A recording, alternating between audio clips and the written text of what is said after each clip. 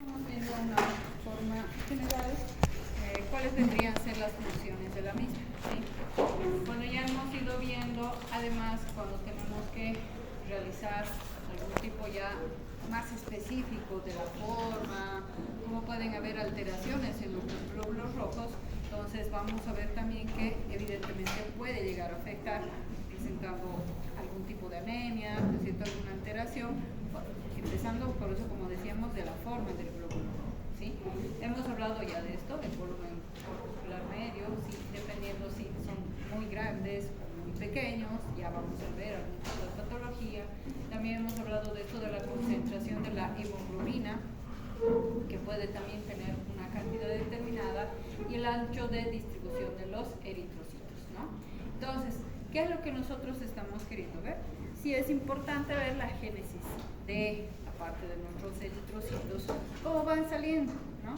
Entonces van naciendo, como hemos dicho, las células, y a medida que van existiendo procesos de maduración, ahí es donde se van formando, como ven, empezamos con ¿qué? Con un proeritroblasto, ¿no es cierto? Y después, como les decía, a medida que van pasando el tiempo, van entrando en un proceso de maduración, eritroblasto, basófilo, después vamos hasta terminar con el eritrocito, ¿sí? ¿Cuánto tiempo hemos dicho de que hoy en día, cuánto tiempo tiene de vida un glóbulo rojo? 120 días. Pero ya hemos dicho también, ¿no es cierto? No, 120 terminó todo y ahí esperamos, ¿no? Ya van naciendo otros, se van formando, y ahí es donde se hace también por eso la circulación, ¿no es cierto? De que todos ya los viejitos se van eliminando, ¿no? Entonces es constante esta forma en la cual se va haciendo la parte de nuestra circulación para que no existan complicaciones.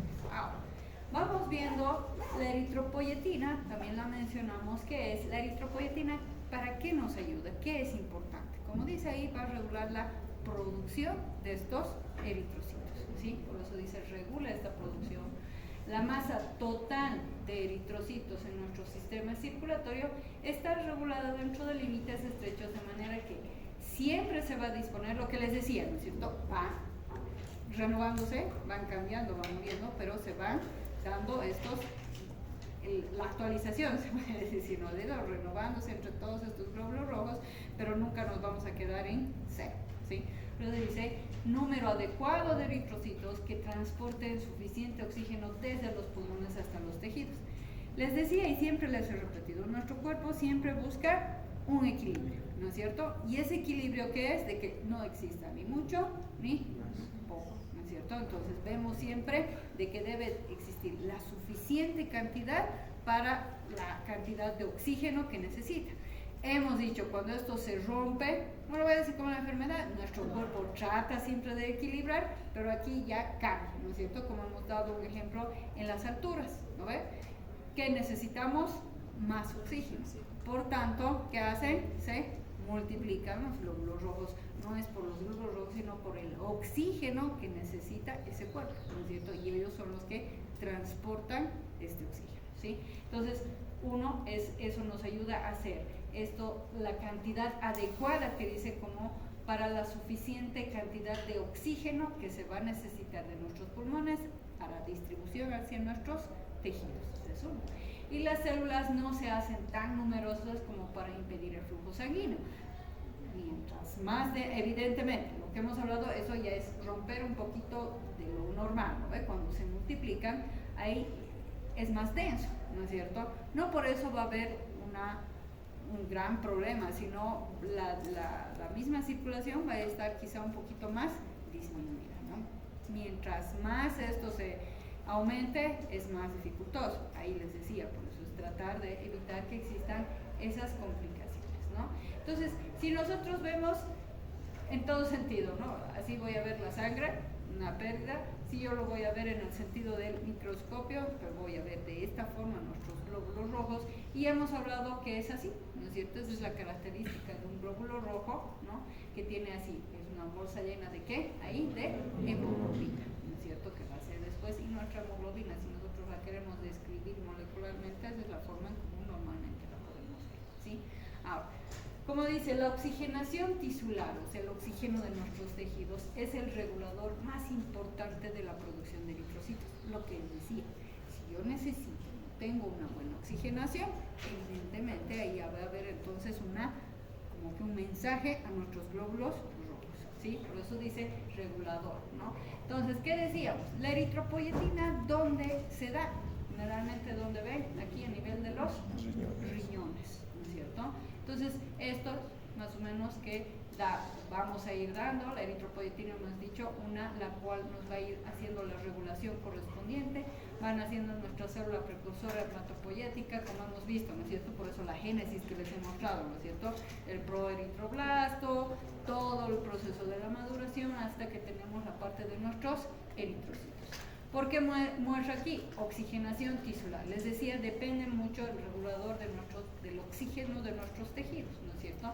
Entonces, si digamos va a ir reduciendo, va a ir aquí como que estimulando un poco más la eritropoyetina, ¿no es cierto? Porque ese es un estimulador, él es el que nos va a ir controlando la cantidad de nuestros glóbulos rojos, ¿no? ¿Qué factores van a reducir la oxigenación, digamos, de nuestros tejidos?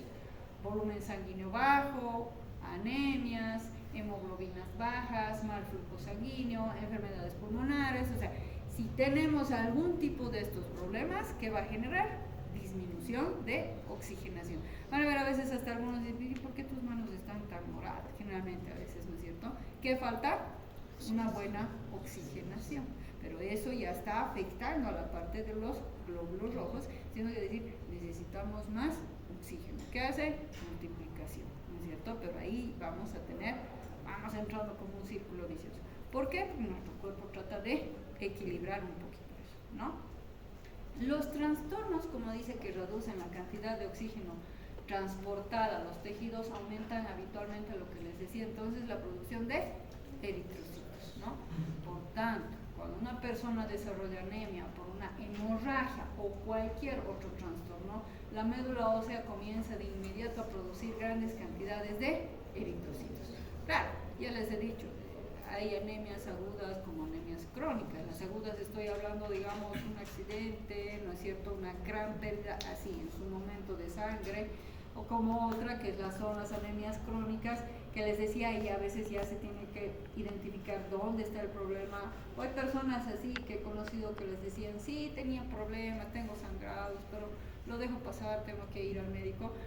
Su cuerpo trata de sustituir esto, ¿no? Pero ya va disminuyendo el estado del paciente, perjudica, ¿no? Entonces hay muchos sectores en los cuales va a generar problemas en la persona.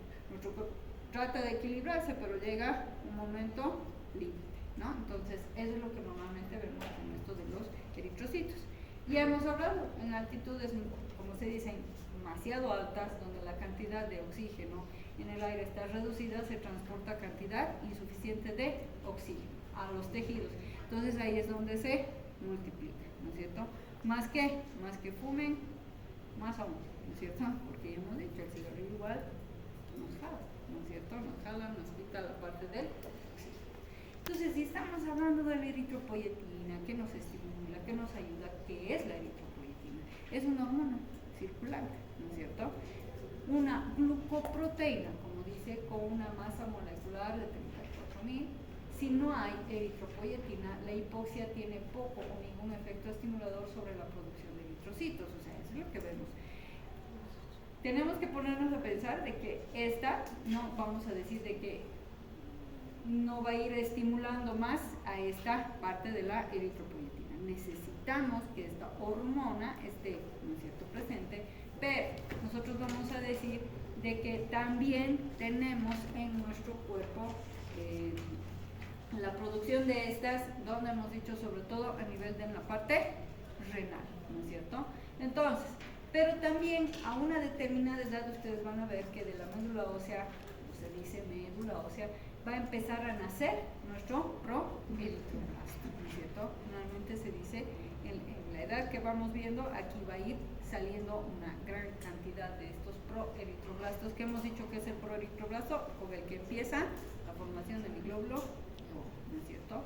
Y después estos van pasando ya como glóbulos rojos, porque va pasando a la parte renal, y aquí es donde vamos a ir viendo que le va a hacer el control, se podría decir, de mis glóbulos rojos, la cantidad. Pero ahora, esta eritropoyetina existía desde tiempos inmemoriales, es que la han encontrado, no es que existía recién de esas veces, sino ustedes saben, por los descubrimientos, por todo lo que iban investigando, han ido encontrando diversas situaciones o elementos o hormonas en que nos ayuda nuestro cuerpo, ¿sí? Ahora, también entonces, ahí les pregunto, si estamos viendo a nivel renal, ¿qué pasa entonces con un paciente renal? ¿No es cierto? Porque ahí ya estuviera alterada su eritropoyetina, ¿no? Entonces, ¿qué se ha visto? Tenemos nosotros, por si acaso, la eritropoyetina en medicamentos, ¿no? Entonces, administran a veces cuando ven que hay una alteración a ese nivel, pero cuando ven, no crean, no quiero que confundan con decir, pero entonces si una persona tiene una anemia crónica, ¿se le pudiera poner eritropoyetina? No, ¿no es cierto? Porque primero hay que ver cuál es la causa de esa anemia, ¿no? Primero. Y si la causa de la anemia no es un problema renal, entonces sería otro tratamiento. Hay que vamos a ir viendo el sulfato ferroso, ¿no es cierto? Hay otro tipo de tratamientos que se debe realizar. Esto de la eritropoyetina se realiza cuando ya se identifican, por eso sobre todo pacientes renales, que no está dando la suficiente cantidad de eritropoyetina a nivel renal, ¿sí? Por eso dice, entonces, hay una recombinante que se inventó así para tratar la anemia de los pacientes, pero como dice aquí, con enfermedad renal, ¿sí? Entonces, esa es, por ejemplo, la eritropoyetina recombinante, en una enfermedad renal crónica. Los pacientes renales, por si acaso chicos, son anémicos crónicos, ¿no? Lamentablemente por la patología renal que tienen, ¿sí? Pero entonces no crean que toda la vida, ellos van, los nefrólogos generalmente van equilibrando de administrarles esta cantidad de eritropoyetina, porque si no, también constantemente les dan hierro, ¿no? Porque hay que, no es administrar por administrar, ¿no? Van viendo la cantidad, el nivel, cómo se encuentra el paciente para ir administrando esta eritropoyetina, pero después cada mes se les van dando hierro a estos pacientes para cubrir las falencias que tienen estos pacientes renales. Son bien complejos los pacientes renales. A medida que vayamos avanzando, ustedes van a ver que, por eso digo siempre, cuida mucho de tus riñones, cuida mucho de tu hígado, porque son muy importantes. Ahí está en el filtro de todo, ¿no es cierto? Si yo como hasta ingiero medicamentos, líquidos, todo, ¿quién es mi filtro? Es mi riñón, ¿no es cierto? Y estos pacientes renales tienen estas complicaciones, ¿sí? Entonces, ¿qué es lo que nosotros tenemos? Esas son eritropoyetinas que tenemos en una forma sintética, ¿no es cierto? La poetina alfa, la poetina beta, la darbepoetina alfa, o sea que se puedan dar o administrar a estos pacientes en el momento que sí realmente se pueda requerir, ¿no? Entonces, esa es la forma como, en una forma general hemos visto que tenemos los eritrocitos, pero miren por qué muestro aquí, hemos dicho la médula ósea, que nos va saliendo nuestras células hematopoyéticas, ¿no es cierto?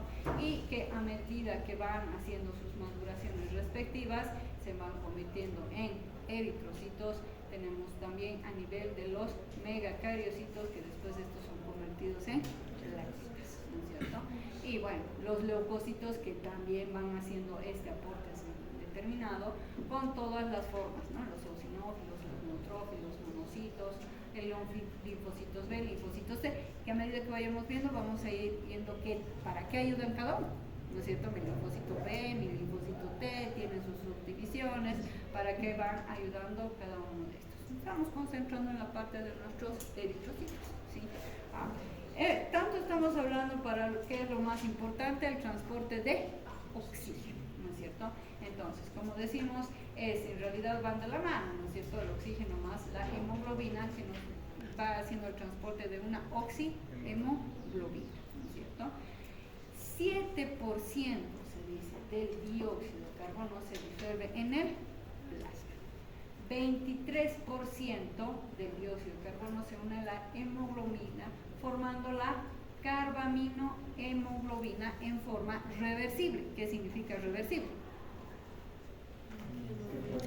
Se puede otra vez disociar, ¿no es cierto? Se puede volver. Irreversible es cuando ya no puede hacerse nada, ¿no es cierto? Entonces, reversible, porque acuérdense, bueno, no sé, creo a veces hasta en química llevan, ¿no es cierto? En el colegio, que siempre van separándose, van uniéndose algunos, ¿no es cierto?, elementos que tenemos en nuestro cuerpo para el momento que necesiten un ácido o necesitan una base, van uniendo o separándose, ¿no es cierto? Entonces es lo mismo, ¿no?, lo que pasa aquí.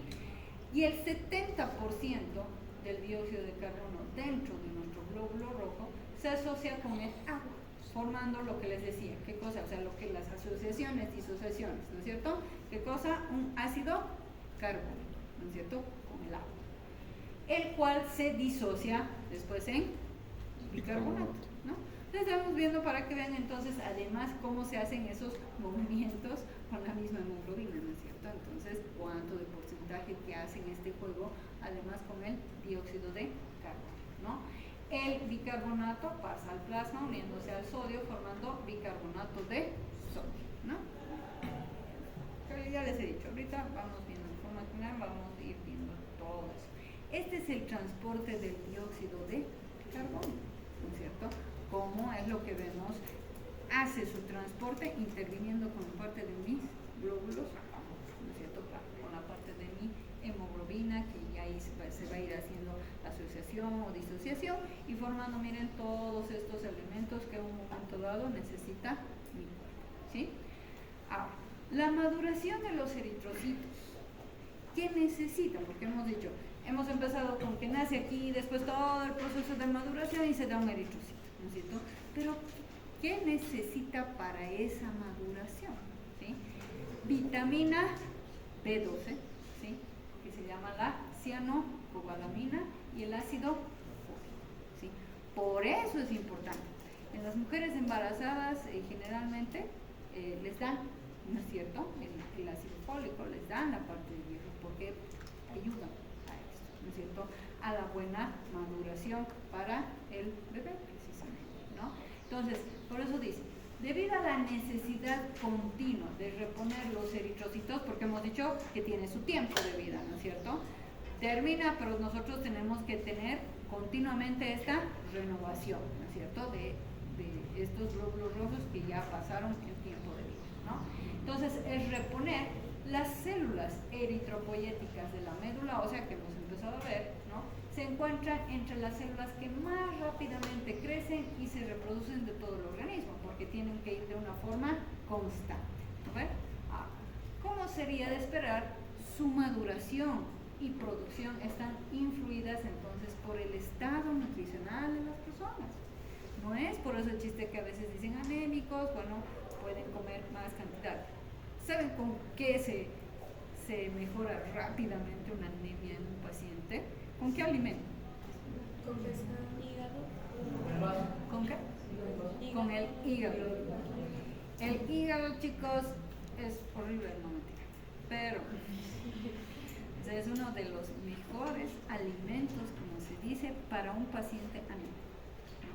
Me contaba un doctor, le decía yo cuando estaba en la provincia, ya teníamos un niño que estaba pues ya re mal, ¿no?, porque tenía una anemia fatal. Entonces, y bueno, después de estar con sueros, empezamos a ver para darle de comer y decía, le daremos licuados de hígado, ¿no? Y como que a veces como que lo escupían, no, trataban de meterle los licuados de hígado, no sé, así, ¿no? O sea, mejoró muy bien con esto, ¿no? Continuos eran los licuados de hígado, ¿no? Por eso, ahí estoy hablando de la parte nutricional, ¿no es cierto?, de las personas. Sí es importante, ¿no? No es por eso nosotros, y sobre todo las mujeres, ¿no? Porque ustedes saben, por cuestión de la misma menstruación. Lo normal es lo normal, pero siempre es una pérdida, ¿no es cierto? Pero tenemos que irla reemplazando y mejorando en ese estado, ¿sí? Por eso dice, especialmente, pero ahora, no es solamente meter, sino también que tengo que tener, puedo tener muchos glóbulos rojos, pero inmaduros, no me sirve, ¿no es cierto? Tienen que estar en el estado adecuado para que sean funcionantes, ¿no? Por eso dice, es importante para la maduración final de los eritrocitos, entonces precisamente, y estamos hablando de la nutrición, la vitamina B12 y el ácido fólico, ¿sí? Es muy bueno. A ver que los anémicos normalmente se les pone a veces hasta inyecciones de vitamina B12, ¿no? Entonces, por eso dice, ambas son esenciales para la síntesis de ADN que estamos comiendo de esto para parte de nuestra maduración. Si se encuentran deficiencias, por ejemplo, en estos compuestos, las células eritroblásticas de la médula ósea, además de no proliferar, porque lo que necesitamos es continuo, ¿no es cierto?, de no proliferar con rapidez, producen sobre todo eritrocitos, a veces, miren, de mayor tamaño de lo normal, llamados macrocitos, ¿sí? Es que está habiendo una alteración, porque no está viendo estos complementos que estamos hablando, que son importantes. Y la propia célula, no porque crean que sea grande, va a ser más bien fuerte, es mucho más frágil, ¿sí? Y es a menudo irregular, grande y oval en lugar del disco bicóncavo que hemos conocido, ¿no es cierto? Tiene esas características. Miren, por eso para el examen de sangre ahí se descubre cuál es la alteración, ven las formas, les decía, ¿no es cierto?, de un glóbulo rojo y nos van a reportar que tiene algún tipo de problema. Entonces, estas células mal formadas, porque estamos describiendo no la forma adecuada o correcta de nuestro glóbulo rojo, tras entrar en la circulación son capaces de transportar oxígeno normalmente, sí transportan, pero su fragilidad les acorta la vida a la mitad o un tercio. O sea, es como decir, ya, están llevando nomás el trabajo que tienen que hacer, que es transportar el oxígeno, pero más rápidamente van muriendo.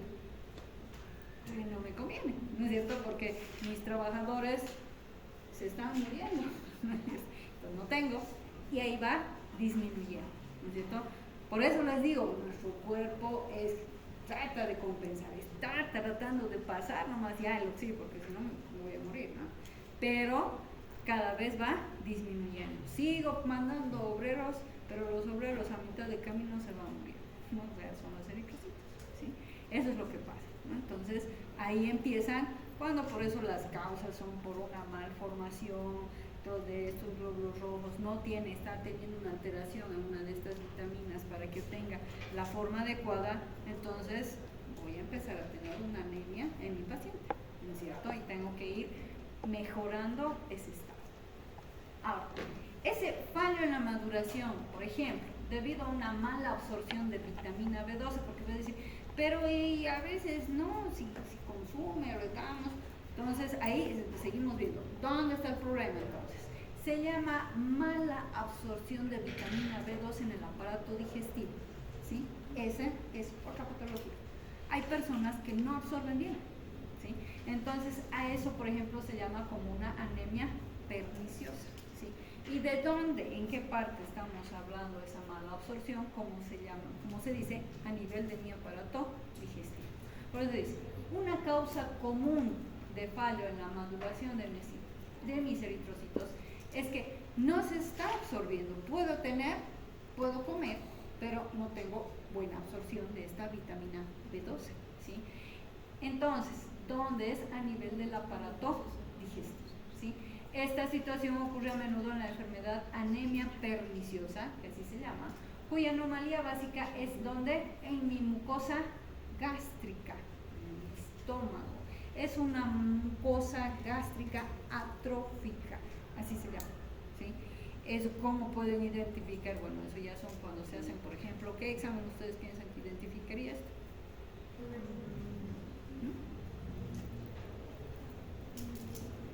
¿Qué examen piensan que nos puede mostrar cómo está esa mucosa del estómago?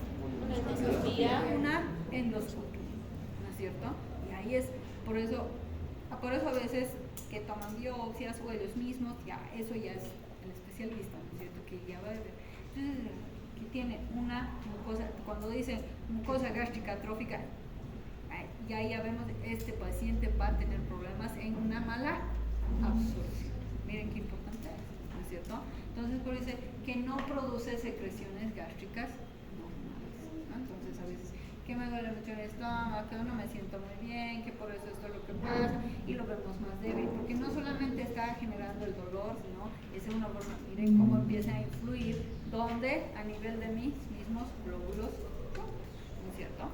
Entonces, la cantidad mínima de vitamina B12 necesaria para cada día para mantener la maduración normal de mis eritrocitos es el de 1 a 3, miren, microgramos, ni siquiera hablo de gramos, ¿no? Y el almacén normal en el hígado y otros tejidos del organismo es unas 1000 veces esta cantidad.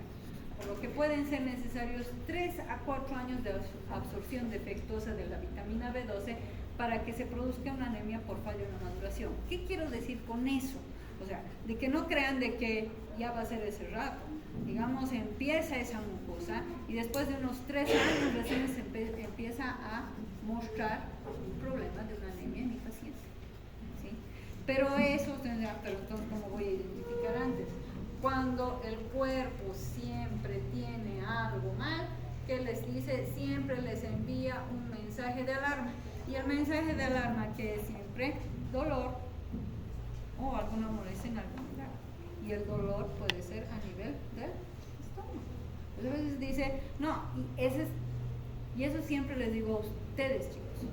¿Por qué creen que nosotros aprendemos? Primero estamos hablando de la fisiología, lo normal, ¿no? Pero voy a ir casi conjuntamente de decir, pero cuando pasa esto, ya se rompe lo normal, ¿no? Entonces, no sean pues médicos de dar calmantes, para eso mejor me voy a la farmacia, ¿no es cierto? ¿O no? Y esa es la clásica, ya entonces tome un ibuprofeno. O la clásica, lo que más se escucha es el famoso omeprazol, que cada vez ya, si ustedes lo han visto en las actualizaciones, el omeprazol más bien está generando ya muchos años antes, han visto más daño, ¿no es cierto? Y es que también yo digo, más bien, ¿ustedes qué medio creen que es nuestro estómago? ¿Ácido o es más alcalino? Ácido. ¿Y por qué le vamos a quitar entonces su defensa, que es el ácido, con el omeprazol? Ahora algunos dicen, pero es que dice que... Pues cuando veamos la parte digestiva van a ver, chicos, más bien es la protección de nuestra acidez.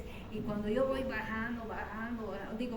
subiendo más bien eso y lo vuelvo en alcalino, ahí es donde me empieza a molestar más, hasta se perfora la mucosa y ahí empiezan las úlceras, ¿no? O sea, son otras de las formas, ¿no? Entonces, ¿qué tengo que hacer? Tengo que ponerme a pensar, esto pasa, le voy a hacer este examen, ¿por qué está pasando esto? No puede ser, puede ser un dolor, pero investigaremos por qué es tan constante, qué es lo que está pasando, y ahí encontramos la solución, ¿no es cierto? ¿Qué está sucediendo? ¿No?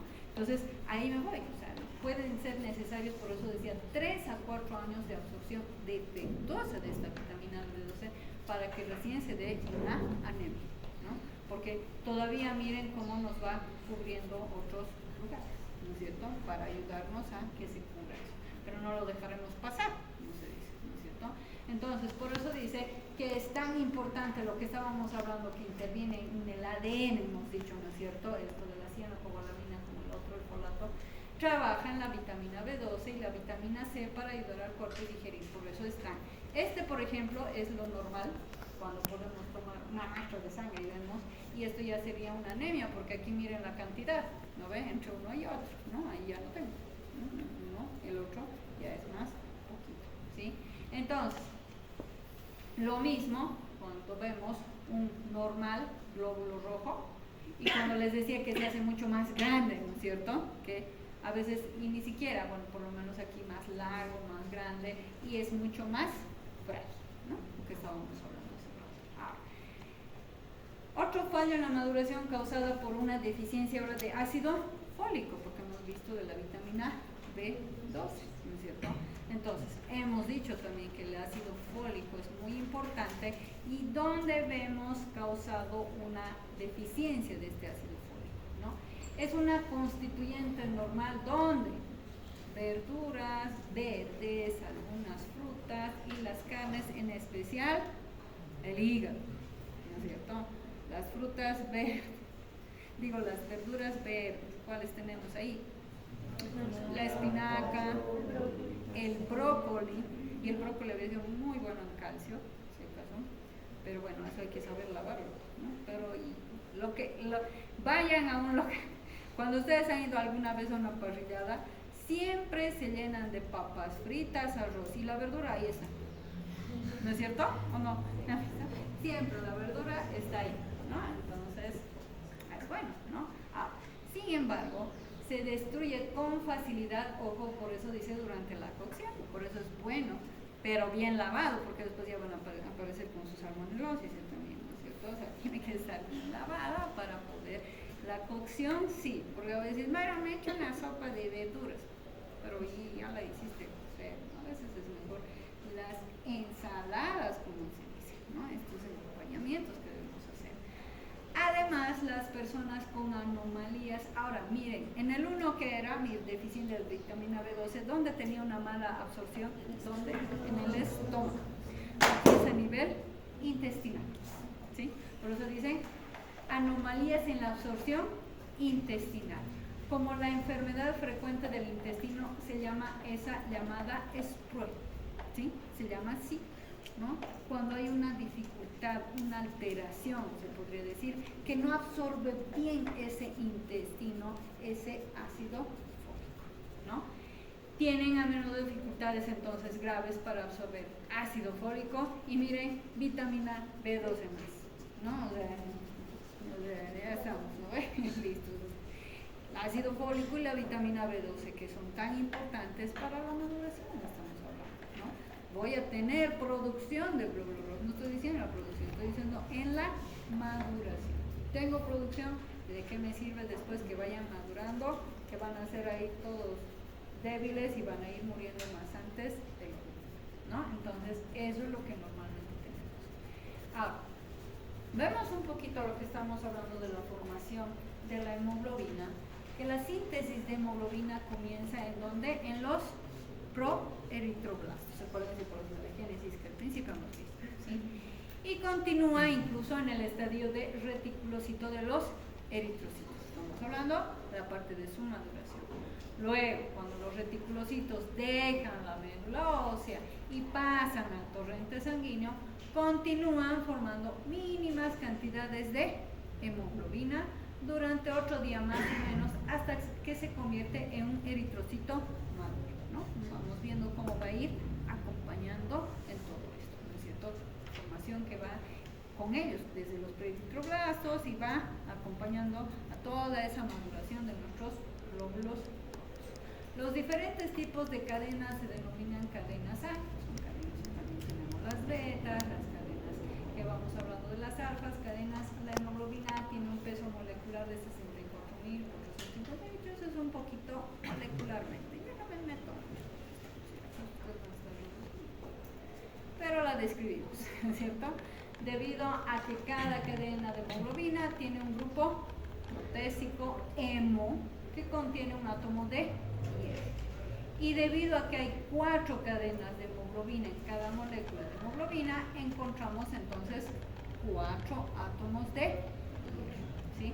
En cada molécula de hemoglobina. Entonces, estamos hablando cómo va acompañando y formándose todo esto, que es importante, que hemos dicho, que va a la mano siempre mi glóbulo rojo. ¿Con quién? Con esta hemoglobina, ¿no es cierto? Eso es lo que sí o sí. Aquí están esas cadenas que les decía, o sea, eso es cuando vemos únicamente, ¿no es cierto? Cuando vemos con las fórmulas, aquí tenemos mi cadena A, después vemos que cómo se van formando con las glucoproteínas y que termina formando toda la parte de mi hemoglobina, ¿no es cierto? Pero vamos viendo estas respectivas cadenas de la hemoglobina que se van uniendo, ¿no? Y nos van formando estos, que van así. Las características físicas de la molécula de hemoglobina, por ejemplo, en la anemia falciforme, el aminoácido valina, porque les he mostrado, ¿no es cierto? Creo que estaba aquí. El aminoácido valina, esos aminoácidos, sustituye al ácido glutámico en un punto de cada una de las 2 cadenas beta. Cuando este tipo de hemoglobina se expone a cantidades bajas de oxígeno, forman cristales alargados dentro de los eritrocitos. ¿Qué me quiere decir? Lo mismo lo que les decía. Cuando hay una alteración, ¿no es cierto?, de oxígeno, ya me cambia la figura, ¿no es cierto? Por eso dice, se expone a cantidades bajas, por ejemplo, de oxígeno, este tipo de hemoglobina, que está formando cristales dentro de mis eritrocitos, que no conviene. Eso sí, o sea, altera su forma normal. Y cuando alteramos, ya hemos dicho, como les he hablado de los glóbulos rojos, su forma, ya me altera la sobrevida, por ejemplo, en los glóbulos rojos, ¿no es cierto? Transporta oxígeno, pero ya va a haber alteraciones, ¿no ve? Eso es lo que normalmente entonces estamos viendo de toda nuestra parte de nuestros glóbulos rojos. Estamos hablando que sí son importantes estos elementos. Hemos visto de la vitamina B2, hemos hablado del ácido fólico, ¿sí? Entonces, por ejemplo, si vemos el metabolismo del hierro, lo mismo que estamos viendo, un 1% de hemo que favorece la oxigenación intracelular, no sería 0.1% combinado con la proteína transferrina que vamos viendo, que tenemos que tener en el organismo entre 4 a 5 gramos aproximadamente de nuestro hierro, que va a ser distribuido solamente en nuestros glóbulos rojos, miren, un 65%, ¿sí? 15 a 30% se almacena en el retículo endotelial y células del parénquima hepático, en una forma general, ¿sí? Así, rápido, ¿no? Como tenemos la parte de nuestro metabolismo. Por eso dice, bueno, ven, ¿cómo es entonces el transporte y el almacenamiento del hierro? Cuando el hierro se absorbe del intestino delgado, ¿sí?, se combina inmediatamente en el plasma sanguíneo con una beta globulina. Ya les he dicho, para que ustedes no se me confundan y no se me pierdan y lo veamos como que, pónganse a pensar que nuestro cuerpo es una fábrica, ¿sí? Y nosotros estamos ingresando y viendo qué es lo que está sucediendo a medida que van pasando cada cosa, ¿no? Ahorita, ¿qué estamos diciendo? El hierro se ha absorbido a nivel del intestino, ¿sí? Estoy viendo por ahí. Una vez que ha pasado, como se dice, se va combinando en el plasma sanguíneo, donde con una beta globulina, ¿sí?, la apotransferrina, para formar transferrina, ¿sí?, que después se transporta al plasma. Entonces, cada vez como que se va formando el agua. El hierro se une débilmente a la transferrina, ¿sí?, que hemos hablado aquí, y en consecuencia puede liberarse en cualquier célula tisular, en cualquier célula de nuestros tejidos, ¿sí? El exceso de hierro en la sangre se va a depositar especialmente ¿dónde? En los hepatocitos. ¿A qué me voy? Esa es la forma de, como dice, transporte y almacenamiento, ¿lo ven? Se ha ido transportando una cantidad determinada y se va a distribuir en diferentes lugares de nuestro cuerpo, ¿sí?, de la célula. Y cuando hay un exceso, es como decir, esto sobró, ¿dónde se va a ir? Especialmente ¿dónde se deposita, por decir, almacenamiento? ¿Dónde? En los hepatocitos. ¿Dónde sería eso? En mi hígado. ¿Lo ven? Por eso es todo sanguíneo, estamos hablando. No crean de que a veces que yo voy a comer algo y después eso se va a transformar en ¿qué? En alimentos en los cuales van a ir siendo distribuidos hacia nuestra circulación. Eso estoy viendo, ¿no es cierto? Distribuye por todo nuestro cuerpo, a toda la parte de nuestras células, y nos va a ir haciendo. Miren, para que vean, siempre les he dicho, no hay excesos. No estoy hablando patológico, ¿no?, que es lo normal. Cuando hay un exceso, que dicen, se van a los hepatocitos, ¿no es cierto? Entonces, ahí es donde hemos visto el transporte y mi almacenamiento. Una característica única de la molécula de transferrina es que se une fuertemente a receptores. Receptores, piensen de que aquí estoy recibiendo, ¿no es cierto? Y esa es característica que se va a unir a estos, ¿no? ¿Dónde son esos receptores? Que se encuentran en mis membranas celulares de los eritroblastos en la médula ósea. Ahí van a irlos recibiendo, ¿no es cierto? Ahí se van a ir, se podría decir, unir fuertemente. Después, junto a su hierro unido, los eritroblastos lo ingieren mediante endocitosis, ¿sí? Ahí la transferrina deja el hierro directamente en la mitocondria, donde se va a sintetizar el hemo. Hemos visto cómo se ha transportado, dónde se ha almacenado un excedente, ¿no es cierto? Y después dónde va pasando para volver el hemo, ¿no es cierto? Y eso hemos dicho, después es parte de mi glóbulo rojo por la parte de la hemoglobina. ¿Lo ven? Entonces, eso es la forma como normalmente vemos que se ha hecho todo el transporte de esta parte de mi hierro, ¿no es cierto? Por eso hemos dicho hierro libre, que va yendo en los tejidos, por ejemplo, que vamos a ir viendo. Esto es solamente una forma general, lo que les muestro, ¿no? Que tenemos la hemoglobina con la parte de los eritrocitos, pero aquí sí interviene la parte de la transferrina, absorciones intestino delgado, la degradación de la hemoglobina. Eso no se compliquen por entenderlo, que lo vamos a ir viendo poco a poco mientras veamos la transporte de los diferentes. Bilirrubina me estoy metiendo, eso vamos a ir viendo cuando estemos en la parte gástrica, ¿no es cierto? En la parte de la parte intestinal, la parte de, ¿no es cierto? Entonces, esa es la distribución que lo vuelvo a mostrar. Transformación, lo que les he mostrado, el almacén de hierro, ¿no? En el intestino delgado, en el plasma sanguíneo, hemos dicho hierro más, que hemos dicho la apotransferrina, y después se forma en transferrina, ¿sí? El exceso de hierro se deposita, como hemos dicho, en los hepatocitos y en las células reticuloendoteliales de la médula ósea, ¿sí? En el citoplasma y el celular tengo el hierro, ¿no es cierto?, que es lo que generalmente después va a ir dando a la parte de la apotransferina, y tenemos después la ferritina, ¿no?, depositada, ¿no?, en la parte de mis depósitos, ¿sí? Eso es lo que normalmente nosotros hemos ido viendo así de la parte de mis glóbulos rojos, ¿no es cierto? Ahí me voy a quedar un poquito para que no me cansamos, ¿sí? Vamos a ver después con los glóbulos blancos.